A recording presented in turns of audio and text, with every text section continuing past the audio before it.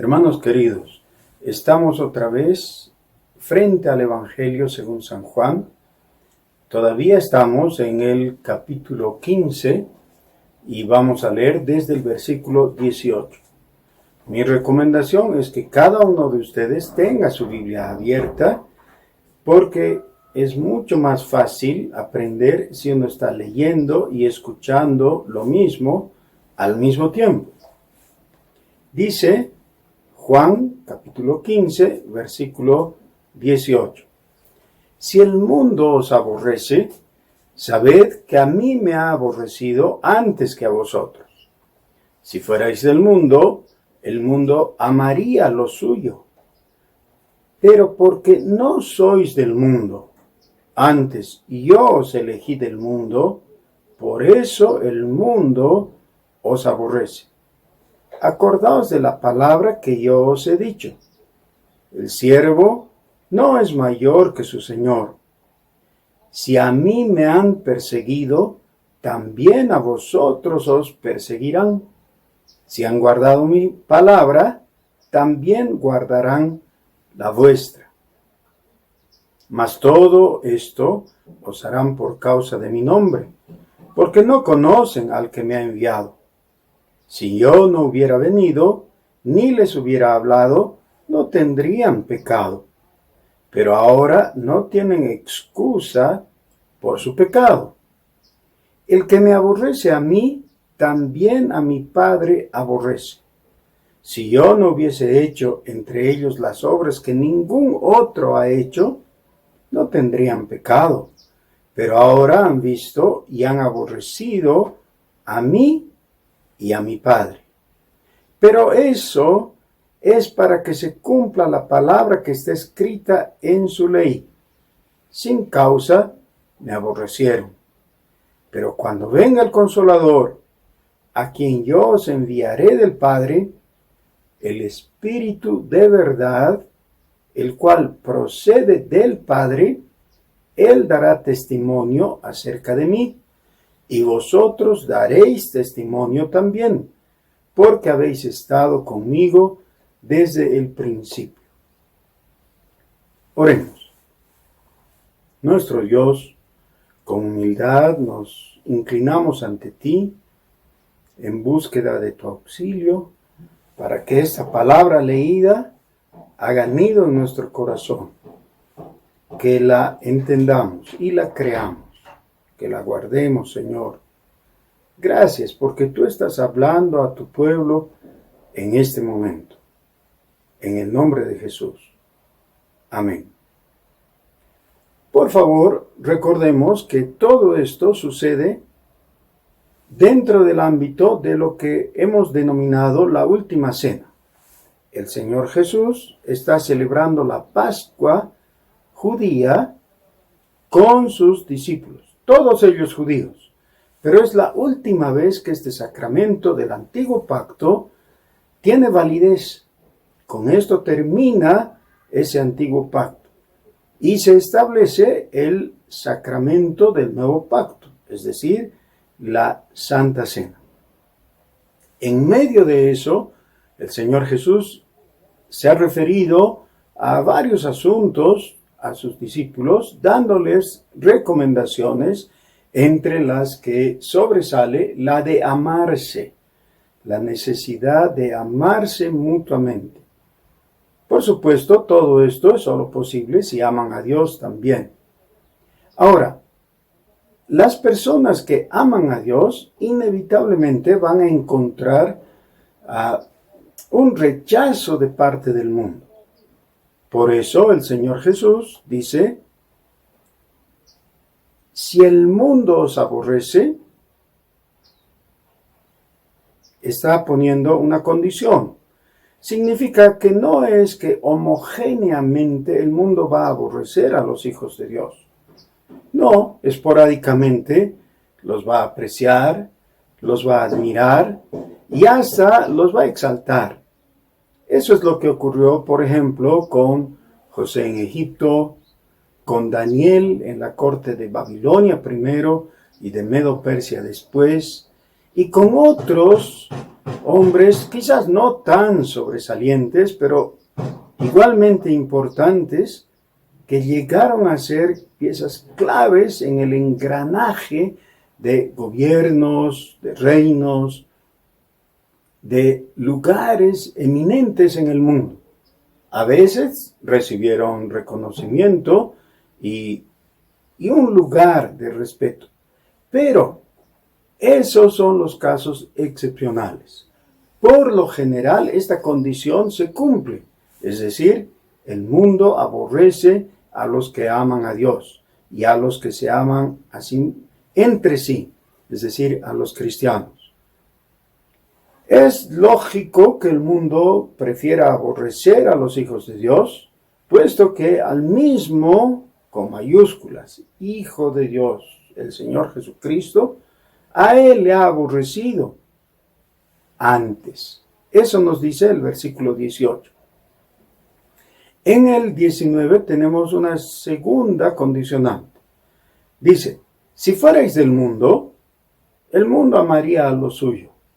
Por supuesto, es porque el que ama a Dios ya no se considera del mundo y ya no actúa como los del mundo, es decir, como el resto de la gente, con toda la depravación y corrupción que hay en el mundo. Los hijos de Dios caminan en santidad, como es la enseñanza de toda la Biblia. Eso causa un cierto temor inicial, resquemor, causa rechazo de parte del mundo, porque no puede llevarse bien con los hijos de Dios, a los cuales considera intratables. Dice, si fuéramos del mundo, el mundo nos amaría, pero porque no somos del mundo. Ahora, uno tiene que reconocer, tiene que parar en este momento y preguntarse, ¿será que el mundo me reconoce como alguien suyo? Alguien con quien no tiene ningún motivo de susceptibilidad. Si es que nos llevamos muy fácilmente, muy bien con el mundo, entonces debemos pensar, tal vez no estamos actuando como cristianos, tal vez estamos perjudicando la causa del Evangelio por nuestra conducta que es posible de acusar, de ser como la del mundo. De todas maneras, cada uno sabe que llega el momento en que tiene que tomar decisiones respecto a agradar a Dios o agradar a su jefe en la oficina, o agradar al grupo de compañeros con los que estudia o trabaja. Ese es el mundo en la realidad para cada uno. Hay un momento en que inevitablemente tiene que ponerse firme y decir, yo no puedo participar en tal cosa porque soy de Dios. Y mi meta en la vida es agradar a Dios. Esto va a causar aborrecimiento del mundo muchas veces.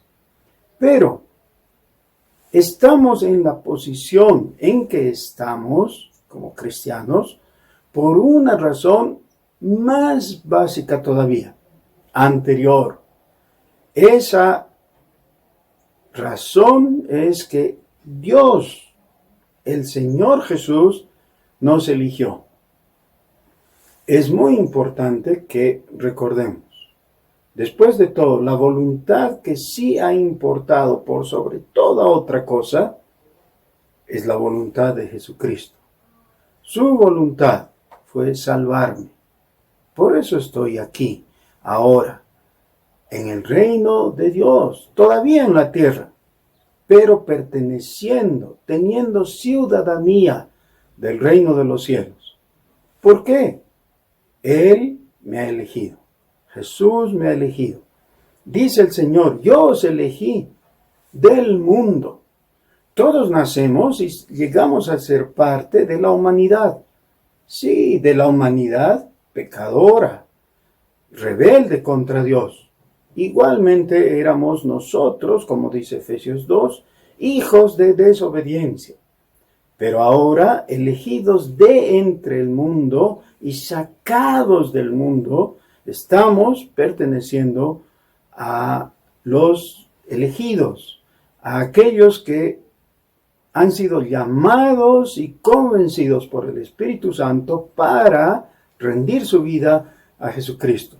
Ese privilegio tenemos nosotros. Así que, cuando el Señor dice, yo os elegí del mundo, todos nosotros debiéramos tener conciencia de que eso es una realidad en nuestras vidas. Pero, junto con eso, viene que el mundo muy posiblemente nos va a aborrecer.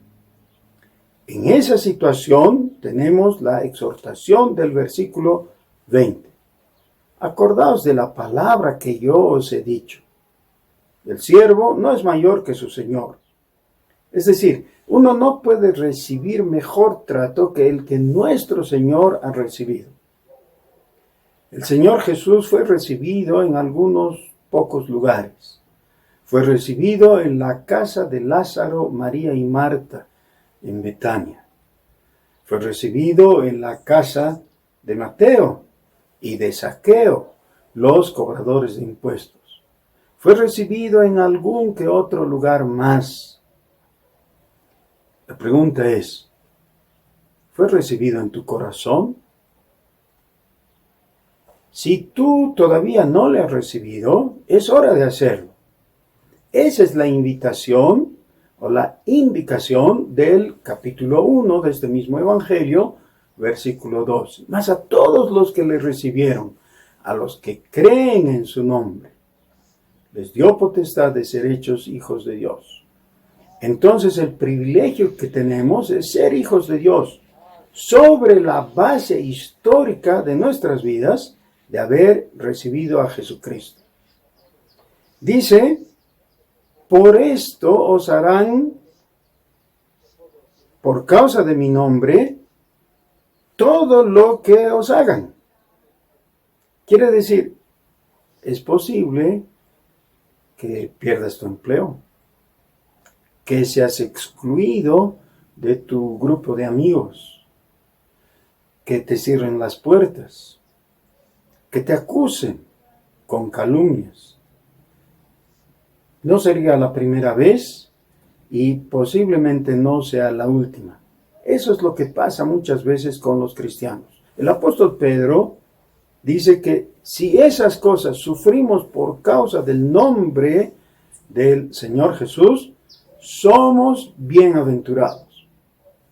Pero eso es lo que dice Pedro. Estamos ahora en Juan y que va más o menos en la misma línea.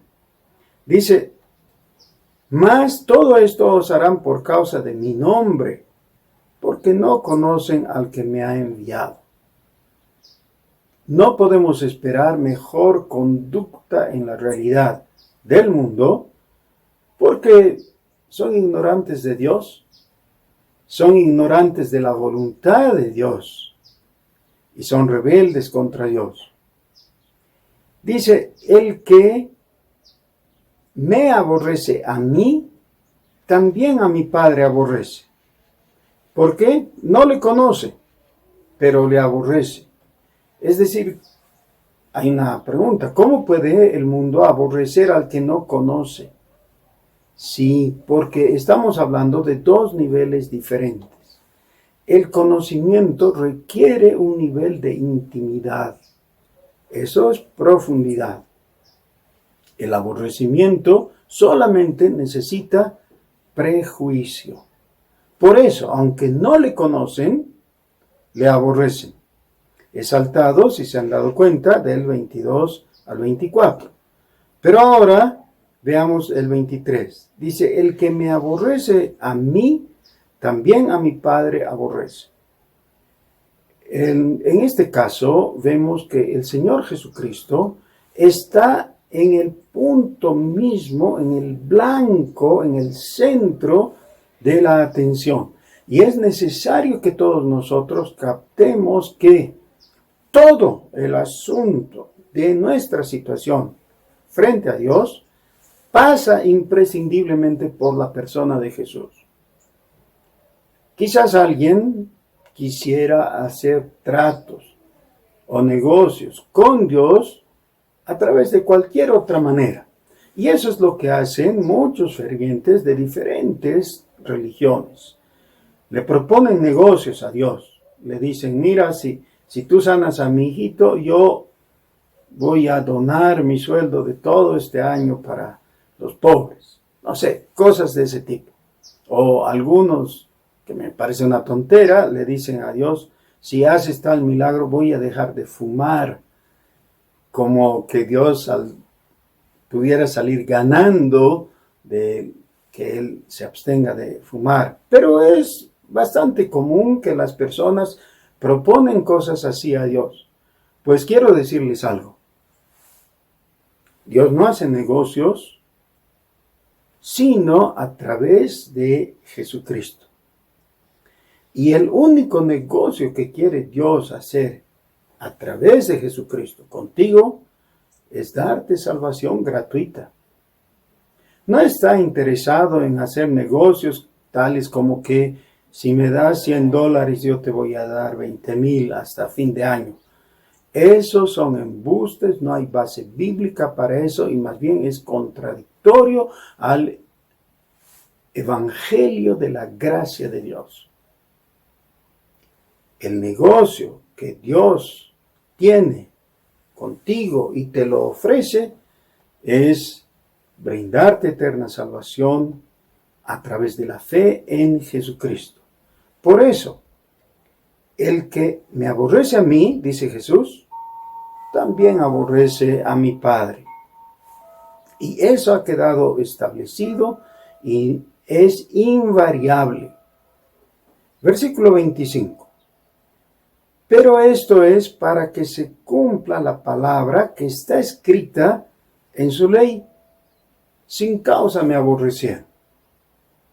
Si uno pudiera dialogar con el mundo, si el mundo tuviera un interlocutor válido y coherente, y uno le preguntara, señores del mundo, ¿por qué aborrecen a Dios?